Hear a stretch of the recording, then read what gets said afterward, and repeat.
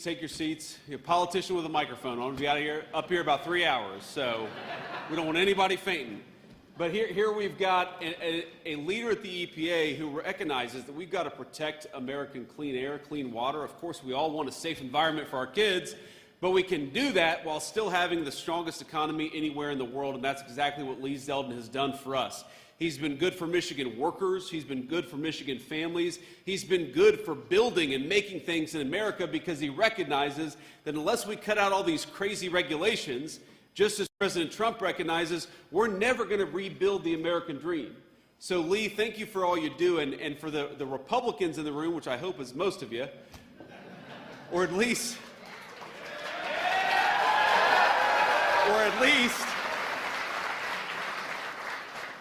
the independent-minded Democrats and independents, Lee is the reason why we have a Republican Speaker of the House right now. Nobody knows that or appreciates that because a couple of years ago, Lee Zeldin was the New York gubernatorial candidate at a time where, of course, it's very hard for a Republican to win the New York governor's race, but he so overperformed and did such a good job in that race that he drug a number of New York congressmen across the finish line. They're in Congress today enacting good policy because Lee Zeldin ran a hell of a race. So thank you, Lee, for everything that you do.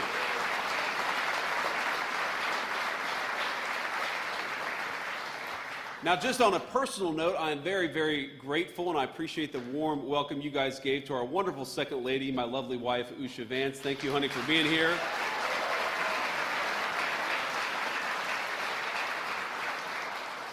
Usha is now 22 weeks pregnant with baby number 4, so we're very excited about that.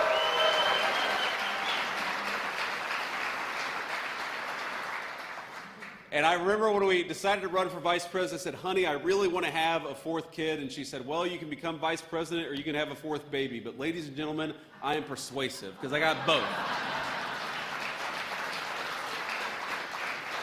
But let me just say on one other personal note, so we left Washington this morning, which has the craziest weather anywhere maybe I've ever lived in my entire life. Washington, D.C., it's, if you hate the weather, just wait 10 minutes because it's going to change. So we get on the plane, and I look at my staff, and I say, it is cold in Washington. I hope that we're going someplace warm. And they said, well, we're going to Auburn Hills, Michigan. And I said, oh. I bet it's not warmer in Auburn Hills, Michigan, but you know what? Cold weather makes hardy people. It makes great American workers, and this is the hardest working state anywhere in the union with the best workers.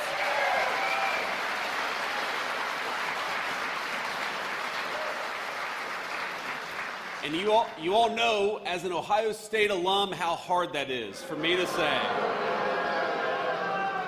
But I'm gonna give you just a little bit of grief here because, of course, this incredible business that we're in with 100 high-quality American manufacturers doing great things is called Engineering Design Services Incorporated. And I met some of the leadership just backstage, and of course, so many of you are the very people who work with your hands, you work with your minds, and you keep this great American renaissance in manufacturing going. The fact that we added over 2,000 manufacturing jobs in this state since Donald Trump became president is a testament to what you all make possible.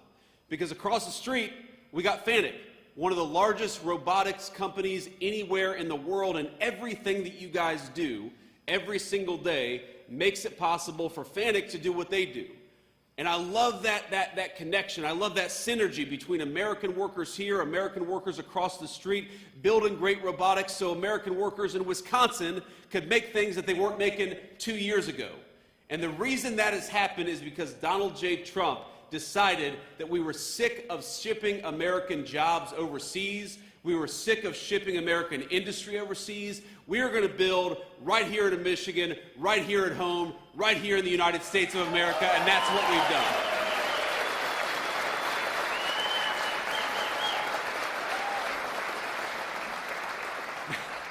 Now that said, as proud as we are of the great robotics that are happening right here and across the street, do you know that, and you all should be very proud of this, Michigan is the #2 state in educational robotics adoption. I didn't know that until I was talking with somebody backstage. The #2 state out of 50. And this is where the grief comes in. Guess what's number one?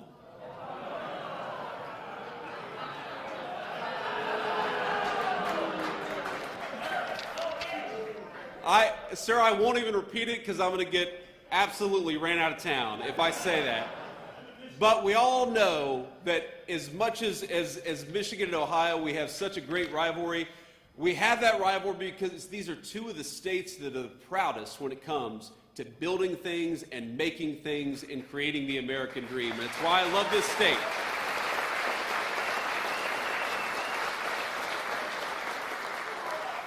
But I want to talk a little bit just about what the President of the United States and the entire team has done with the auto industry in the great state of Michigan. I know we're not in an auto plant, but this is an economy that depends on American automobile manufacturers, and it's one of the things that I'm proudest of that we did.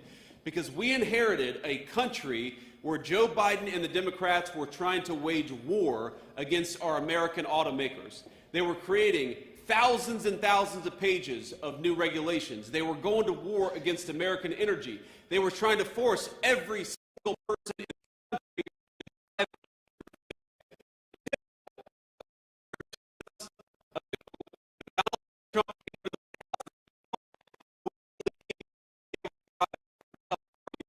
United States of America because we want people to choose.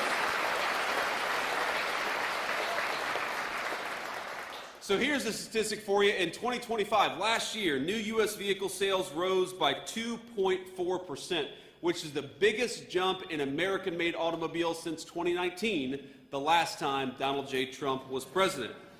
We've seen just in the last 6 months, we've seen the effects of our tax policy start to make its way into the Michigan automobile industry.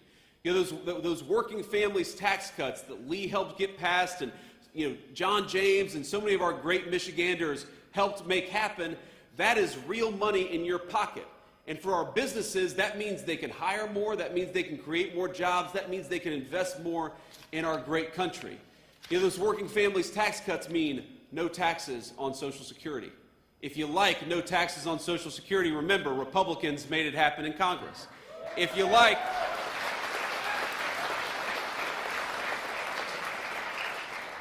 like no taxes on overtime, because we've got a lot of great overtime workers just here in this place, you ought to thank a Republican in Congress because congressional Republicans made no taxes on overtime happen, and Democrats fought us every single step of the way.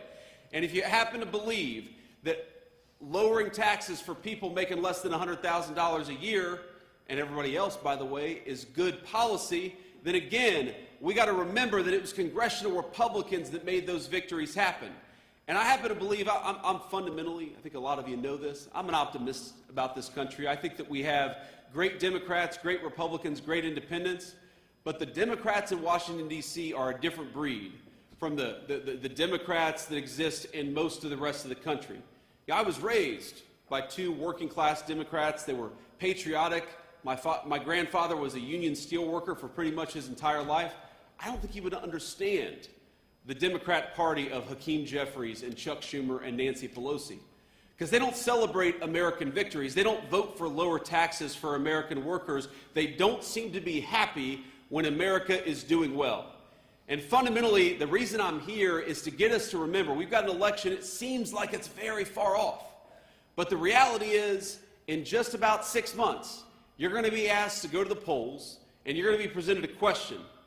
Do you support the party that fights for fraud and illegal immigration, or do you support the Republican Party that fights for you, for lower taxes, and for good jobs right here in Michigan?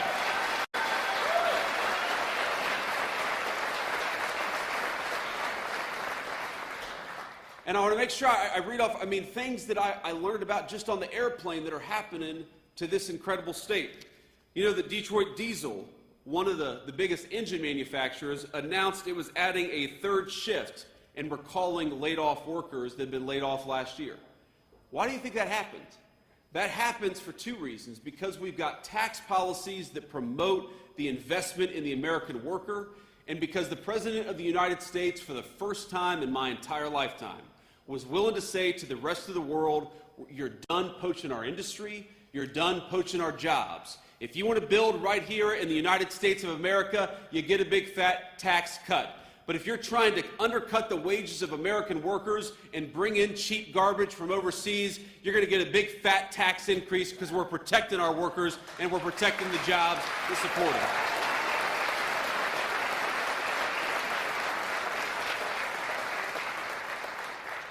So we eliminated the EV mandate.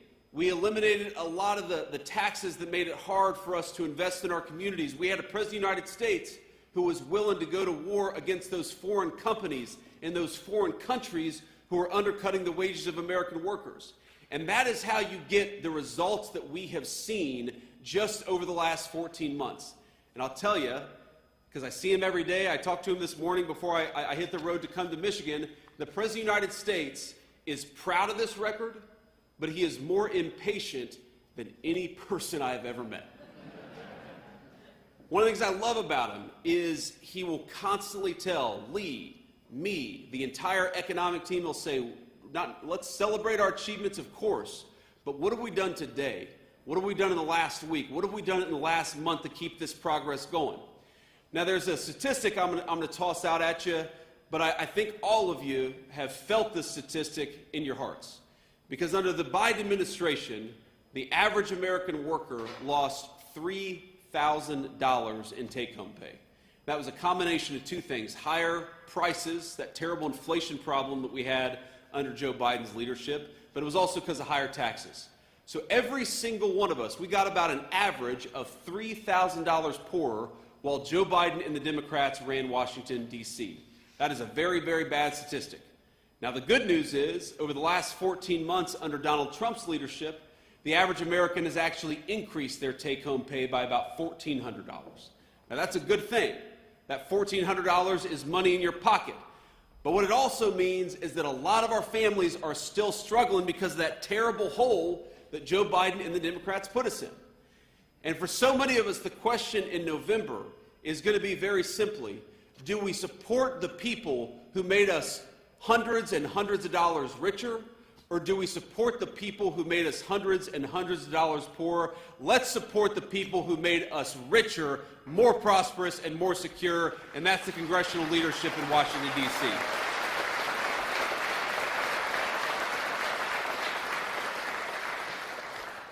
Because here's the thing, you know, I landed, I don't even remember which airport we landed in, but it was about a 20-minute drive from there to here, and I was looking around and I was thinking to myself, again, this is why, even though I'm an Ohio State guy, I love this state, it reminded me so much of my hometown.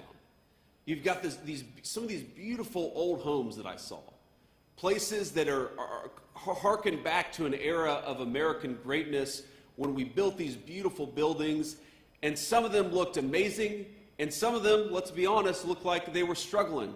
I drove through some areas that were clearly struggling. I realized that America sold the highest number of my entire life.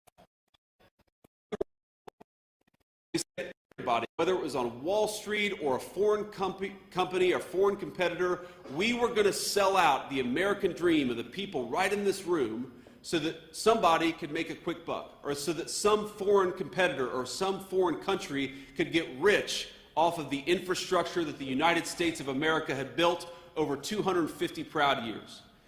And what I realized driving through this area is that the American Renaissance, ladies and gentlemen, $1,200 richer in 14 months is a lot, but there is so much more that we can do together. There is so much more to be built, so much more to be reclaimed, so much more to be made anew in the United States of America. But it's not going to happen by going back to the failed policies of Joe Biden and Nancy Pelosi. It's going to be by doubling down on the policies of Donald J. Trump and the people who love this country.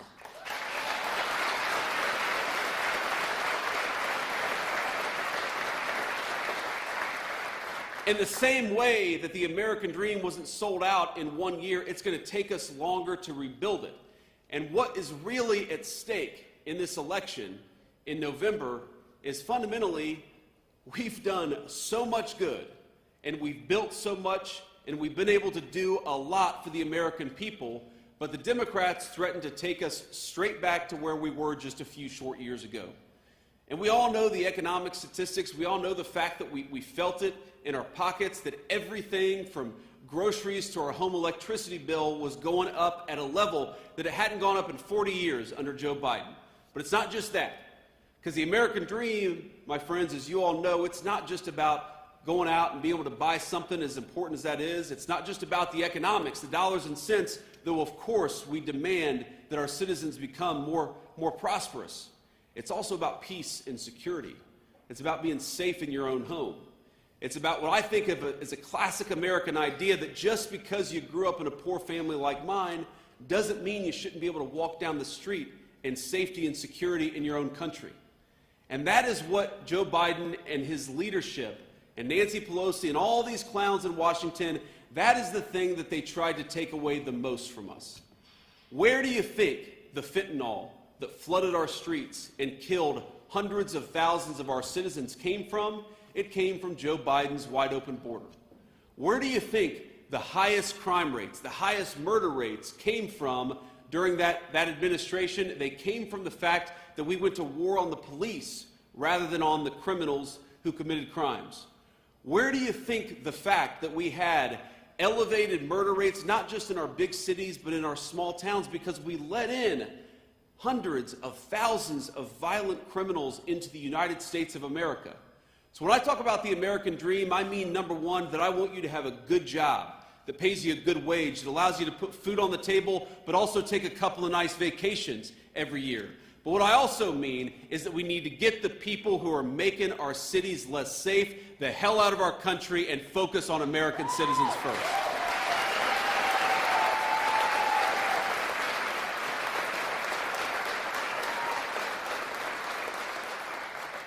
Because as much as we have achieved and as much as I'm proud of what we've done over the last 14 months, the Democrats threatened to take us right back to where we were the last time that they had control of the government.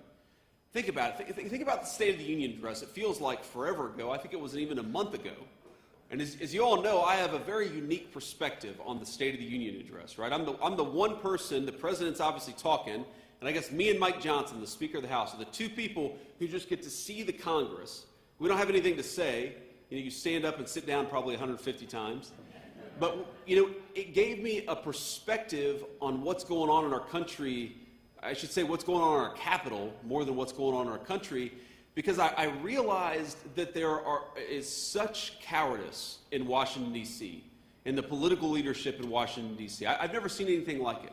So you may remember this line. If you don't, I'll repeat it for you. But the president said something to the effect of, I'm paraphrasing a little bit, but he said something like, if you believe that if you believe that the government ought to put American citizens first rather than illegal aliens, stand up and cheer, okay? And every Republican and like 3 or 4 Democrats stood up and cheered. But what was funny is not just that the Democrats were sitting on their hands, it's that they were all looking around. Like, what do we do here? And what kind of a person is elected to serve in congressional leadership and has to look around at their peers rather than stand up and clap for the basic idea that the American government should be fighting for you, not people who are fraudulently in our country? What kind of a person can't stand and clap for a 6-year-old girl who was hugging her father because she was, a little nervous, she was in the public spotlight, but we were celebrating this 6-year-old girl because she had survived a criminal attack from an illegal alien who shouldn't be in this country? And the Democrats couldn't stand and cheer at that. And the thing that I took away from that is much more than any political issue, any policy issue. I can stand up here and proudly say that we shut the border, we lowered your taxes, and we have the lowest murder rate on history. And that is something I'm very proud of. But you know what I'm more proud of? That I am part of a political movement that is fighting for each and every single person in this room. Doesn't mean you're always going to agree with us. Doesn't mean you're going to agree with everything that congressional Republicans do in Washington, D.C. But what I do know is that they wake up and they think, how can we best serve the people of this community and the people of the United States of America?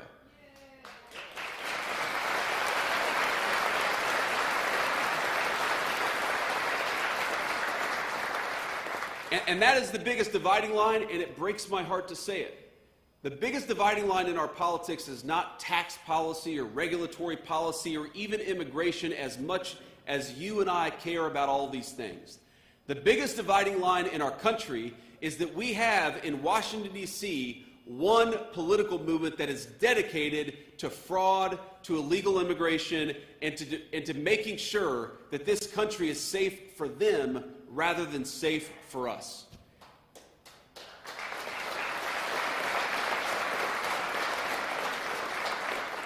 I really would. I would love to live in a country where when the President of the United States says it is the duty of the American government to look after American citizens first, for everybody, Democrat and Republican, to stand up and cheer. But my simple request is that until we get to that moment, until the Democrats can cheer for the idea that the government fights for you, until the Democrats can cheer for the fact that the government should be lowering your taxes, until the Democrats stand and cheer for the fact that the border ought to be closed and we ought to get the cartels out of our country, do not send those crazy people or any more of them to Washington, D.C. Support the people who fight for you, and that is Donald J. Trump and the entire leadership of this party.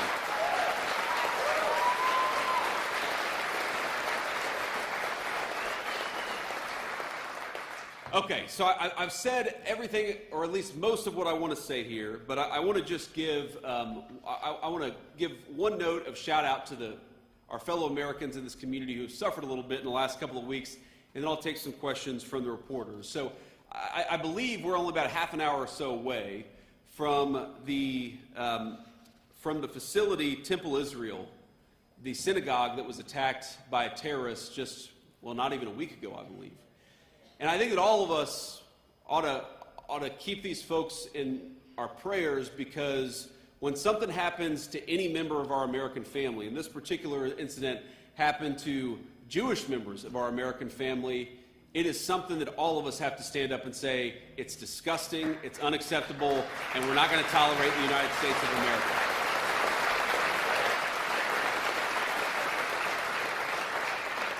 So I hope all the folks from Temple Israel know that we're praying for them, we're thinking about them, from the President of the United States, the Vice President, and everybody else. And we're proud of how you've handled this particular situation, because it is tough. In particular, there was a police veteran who was a security guard by the name of Danny Phillips. And Danny Phillips was one of the heroes that day. He was injured protecting the people in that community. And I hope all of us will give a big round of applause and a prayer to Danny Phillips. He's the very best of this country, and sometimes you see the very best on our worst days.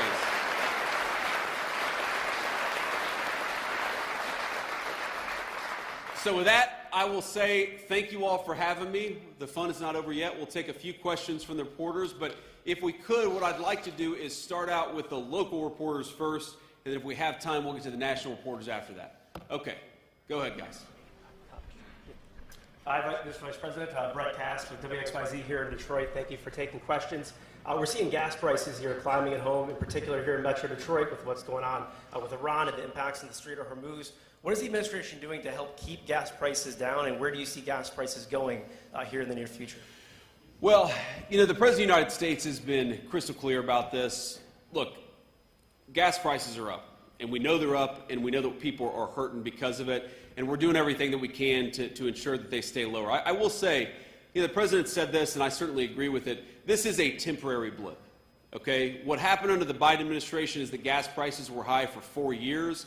Gas prices are higher right now, and frankly, they're not even as high as they were during certain parts of the Biden administration because of what's going on in the Middle East. It's not going to last forever. We're going to take care of business. We're going to come back home, and when that happens, you're going to see energy prices come back down to reality. But in the meantime, we got a problem. We know that we have a problem. We're doing everything that we can to address it. A couple of steps that we've taken just in the last couple of weeks is that we actually worked with a lot of our allies all over the world who are suffering from this, frankly, more than we are, because unlike the United States, where we've pursued an energy dominance agenda, you've got a lot of people all over the world who have focused on a lot of green energy scams, and they're hurting a lot more than we are. So as much as we got to focus on getting these gas prices down, the reality is overseas, they're feeling it far worse than we did because we've taken the steps to protect our energy economy. So, for example, what we did working with these allies, is we released hundreds of millions of barrels out of all these petroleum reserves so that we could put some downward pressure on prices. We're working on a number of things. In fact, a couple of things that I think will be announced in just the next 24 to 48 hours. I don't want to get ahead of the president on that, but we recognize this is an issue. We are fighting against it, and we promise that when this conflict draws to a close, when this operation draws to a close, we're going to see those energy prices come back down to reality, because that's what the president promised to do. He delivered an energy-dominant agenda. It's made us much more secure in the face of these things. But yeah, we got a rough road ahead of us for the next few weeks, but it's temporary. Next question. Hi, Remington Hernandez, News Channel 3 in Kalamazoo. The Gordie Howe Bridge is not too far from here. President Trump has made some comments about trade with Canada. For manufacturers here in Michigan, that bridge will be a lifeline to get products over the border. Do you think that the president has taken the right steps with Canada in regards to the bridge, and do you think that it should open on time? Well, the president's attitude to Canada is they are an important ally. They're an important trading partner, especially for folks in this region of our country. But Canada has taken advantage of the United States of America for far too long. And they've taken advantage of the United States in a couple of different ways. Number one, they have allowed us to subsidize their entire military, their entire security. Canada pays virtually nothing, at least until a couple of years ago, for their own security, which means we had to foot the bill for that security. Is that fair to you and your kids that you have to pay for the military of a foreign country? No. So the President of the United States said to the Canadians, number one, you guys got to take your own security more seriously. You're always going to be an ally, but why don't you have a little bit more self-sufficiency? And I think that makes complete and total sense. The second thing the President said is, if we're going to be true friends, you have to treat our workers as fairly as we've treated Canadian workers for 40 years. Again, we have let so many people over the entire time that I've been alive take advantage of the United States of America. The President said, if you're going to apply a tariff to our goods, we're going to start applying a tariff to your goods too. It's basic fairness. And that's what we've done, and our hope with Canada, and I think we'll get there eventually, is we're going to get to a point where Canada treats our workers fairly, we treat their workers fairly, and they're going to be a true ally and a true friend, not somebody who's taken advantage of us, which is what they've done for most of my life. Thank you. Next question. Will Jones from Local 4. With the ongoing war with Iran and the recent attack that you just mentioned on a synagogue not too far from here, what is being done to keep Americans safe here at home? Yeah, a very good question. I believe that Tulsi Gabbard and John Ratcliffe are actually testifying before Congress right now to talk about some of these issues. So let me just say that it is an obsessive focus of the entire U.S. government to understand where the threats are, where people might attack innocent Americans, and what we can do to address it, to get ahead of it, and if, God forbid, something does happen, to respond to it as quickly as possible. And there's a whole host of things that happen. Look, we're monitoring, some classified stuff, some phone calls, things like that, so that we can try to figure out when foreign actors want to come into our country to commit acts of terrorism in the United States of America. We've got the FBI searching for people who have come in, usually illegally, to the United States of America, who might wish the United States ill will. We're continuing to get illegal criminals out of our country, because those are very often the people who commit acts of violence against the United States of America, against our people. So there's a lot that we're working on. Knock on wood, I think that we've had a very good track record with security under the Trump administration. We've got murder rates as low as they've ever been. But the only way to stay ahead of this stuff is to keep vigilant about it. The unfortunate reality is there are always bad people out there. Again, very many of them outside of our country who are trying to come in. They're always going to be there. What you need your government to do, what you should expect your government to do, is to stay on top of it and keep you as safe as possible. That's what we try to do every single day. Thank you.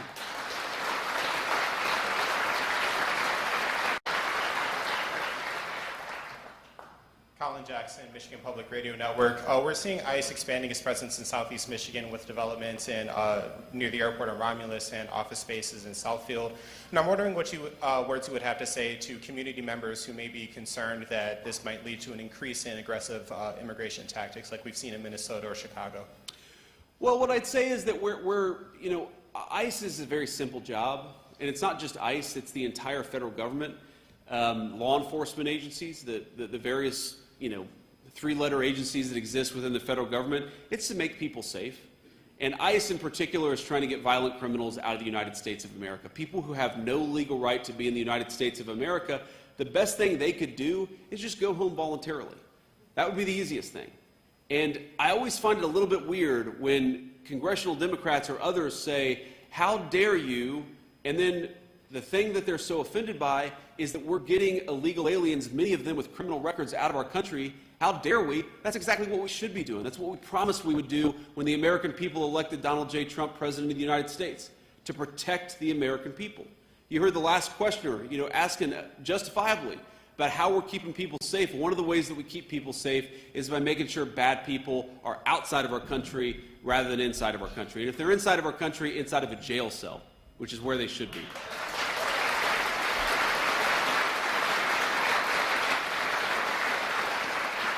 But on this issue of, they're worried about, I forget how you phrased the question, you said they're worried about aggressive enforcement.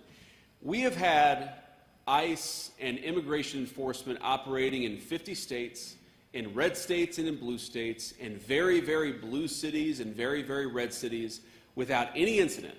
And the two exceptions, maybe three exceptions, are where? Minneapolis, Chicago, and Los Angeles. Because in those three states, the local political leadership said, do not cooperate with getting violent criminals out of our state or out of our city.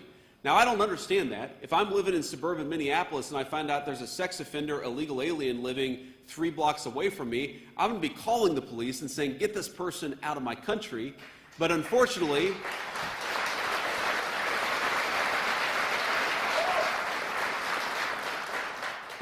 you've had some governors and a couple of mayors who have said they're going to do everything possible to create civil strife by blocking immigration enforcement. What I would ask people in town to do, what I'd ask everybody in these communities to do, is just tell your local leadership that you want them to cooperate with getting bad people out of the United States of America. So long as we've got the cooperation and so long as we're working as a team, the chaos that you see in Minneapolis, it's not going to happen. It only happens when you've got broken and dysfunctional political leadership that tries to stop us from doing our jobs.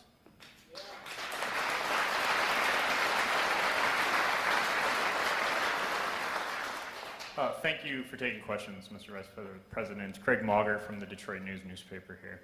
There's a lot of concern and talk in Michigan right now ahead of this pivotal midterm election that the federal government might somehow intervene in the administration of the election here in this state. Do you have any promises that you would make that the federal government will not intervene in any way in this election, or what would you tell people in Michigan who are concerned about that? Well, what do you mean by the federal government intervening in the election? That's the first I've ever heard of it, but maybe I don't understand the question. I believe the president has talked about nationalizing elections in recent months himself.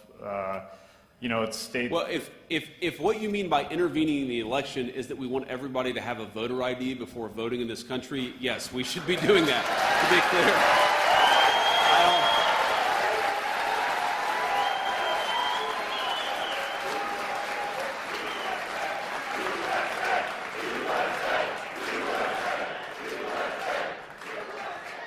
I mean, if by what you mean is, Marco Rubio has like 5 jobs, is the president going to send Marco Rubio to Michigan to be a ballot counter as his 6th title?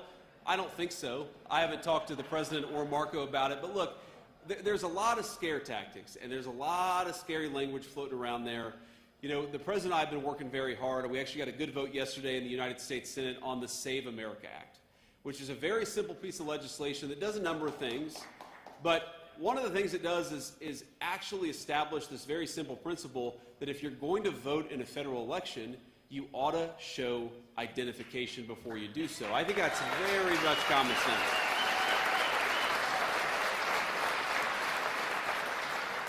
So no, we don't want to intervene in elections, but we certainly want to make elections safe and secure. Number one, because we want to make sure that the will of the voters is actually recognized and respected. But think about this. You know, we've got, I don't know how many people, a lot of people in this room. Let's say for every single person here, an illegal alien shows up and votes in a Michigan election. That isn't just fraudulent, and that isn't just illegal. That steals your right to vote away from you, because then your vote counts for less. If you believe, as I do, that the American people are sovereign in their own country, then you have to believe that their vote should be protected, and the only way to fully protect their vote is to prevent fraudsters from coming and voting in American elections.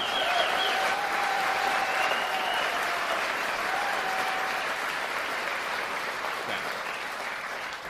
And we'll take just one more question.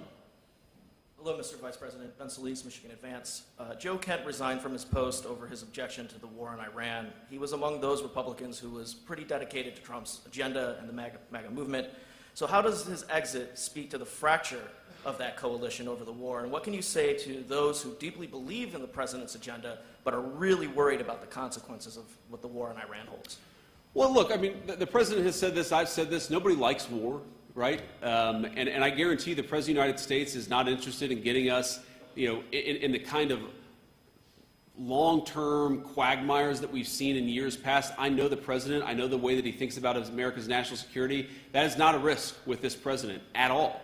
What he has also said consistently for 10, 15 years, maybe even longer, is Iran cannot have a nuclear weapon, and he's willing to take action, diplomatic, ideally, but military action if he has to make sure that that doesn't happen. That's all this is about. We don't want the Iranians to have a nuclear weapon. The president's been clear about this, and that's what led to the president's decision of, about 3 weeks ago. Now, you asked about Joe Kent. Now, I know Joe Kent a little bit. I like Joe Kent. You heard the President of the United States say yesterday that he likes Joe Kent, too. But it's one thing to have a disagreement of opinion. I know the president very well. He welcomes differences of opinion. He likes it when people express their views about what should happen. He listens to everybody. It's one of the great things I like about him is that whether you're the gardener at Mar-a-Lago or whether you're the Secretary of the State, the president cares about what you think about an issue. He recognizes that everybody has smarts and everybody has wisdom. That said, whatever your view is, when the President of the United States makes a decision, it's your job to help make that decision as effective and successful as possible. And so the president said this yesterday, if you are on the team and you can't help implement the decisions of his administration, he has the right to make those decisions, then it's a good thing for you to resign, and I think that's exactly right. It's fine to disagree, but once the president makes a decision, it's up to everybody who serves in his administration to make it as successful as possible. That's how I do my job, and I think that's how everybody in the administration should do their job, too.